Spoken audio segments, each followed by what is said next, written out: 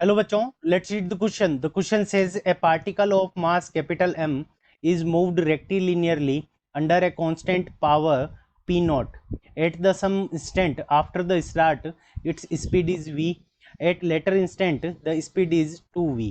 Neglecting friction, distance traveled by the particle in meters as its speed increases from v to 2v is equals to 7x.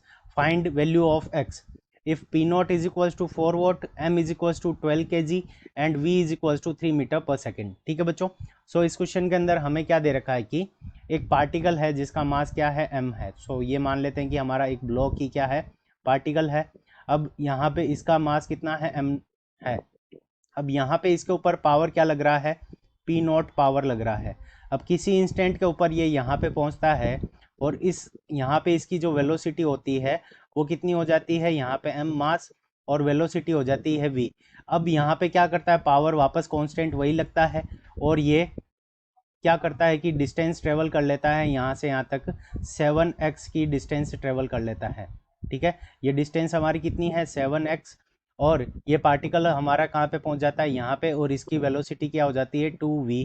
और power जो यहाँ पे applied है वो हमारा constant है p नॉट। सो हमें यहाँ पे निकालनी है x की वैल्यू। ठीक है, सो इस क्वेश्चन को करने के लिए हम क्या करेंगे, की कंसेप्ट अप्लाई करेंगे। सो की कॉन्सेप्ट, अब की कॉन्सेप्ट के अंदर हमारा पावर कांस्टेंट गिवन है। सो पावर और फोर्स के बीच में रिलेशन वाला फॉर्मूला ही हम यूज करेंगे। तो power p is equals to हम क्या लिख सकते हैं, F vector dot V vector. अब देखो पावर लग रहा है इस डायरेक्शन का, मतलब इस डायरेक्शन में हमारा फोर्स लग रहा है और वेलोसिटी भी इसी डायरेक्शन के अंदर है। तो इसका मतलब इन दोनों के बीच में जो थीटा होगा वो हमारा कितना होगा, 0 डिग्री होगा। सो थीटा 0 डिग्री रख देंगे तो डॉट प्रोडक्ट का कोस थीटा आता है, कोस 0 की वैल्यू 1 हो जाएगी। तो power p is equals to हम क्या लिख सकते हैं, और ये वैल्यू हो गई हमारी एफ वी।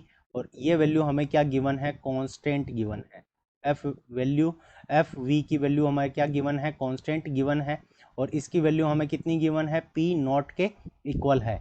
सो इसी फॉर्मूले को यूज करके हम इस क्वेश्चन को सोल्व करेंगे।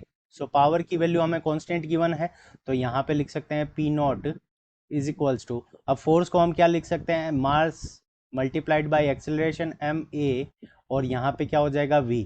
सो यहाँ से हमारे पास में आ जाएगा P not divided by M is equals to A V. अब देखो एक्सेलरेशन को हम क्या लिख सकते हैं, dv अपॉन dt, और x की फॉर्म में लिखेंगे तो एक्सेलरेशन हमारा क्या हो जाएगा, P not divided by M और v dv बाई dx। ये हमारी क्या है, एक्सेलरेशन की वैल्यू है, और मल्टीप्लाई के अंदर हमारी वेलोसिटी v और आ जाएगी। सो यहाँ से हमारे पास में आ जाएगा P not divided by M is equals to V square D V by D X, V square D V by D X. अब डी एक्स हमारा इस तरफ आ जाएगा।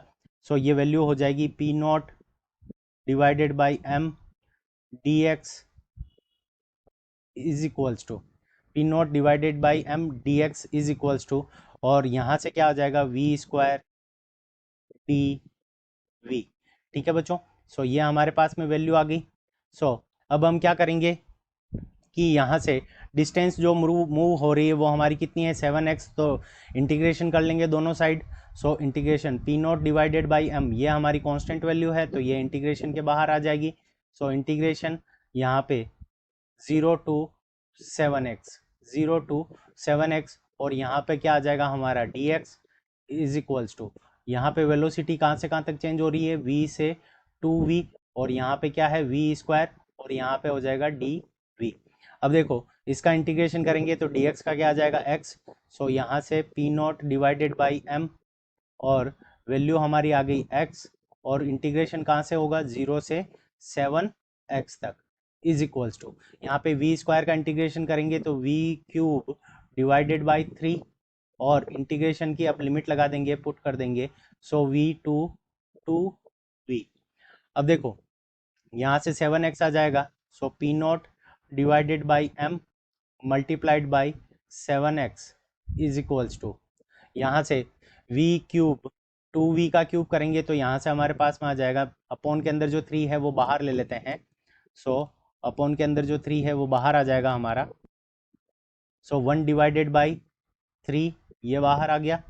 सो 2v का क्यूब करेंगे तो यहाँ से आ जाएगा 8v cube, 8v cube minus यहाँ से v का क्यों करेंगे क्यूब तो यहाँ से क्या आ जाएगा v क्यूब, और यहाँ पे डिवाइड के अंदर 3। सो यहाँ से 8v cube minus v cube तो यह हो जाएगा 7v cube divided by 3 is equals to यहाँ से क्या आ जाएगा P not divided by m और मल्टीप्लाइड बाई 7x। तो 7 से ये 7 कैंसिल हो जाएगा।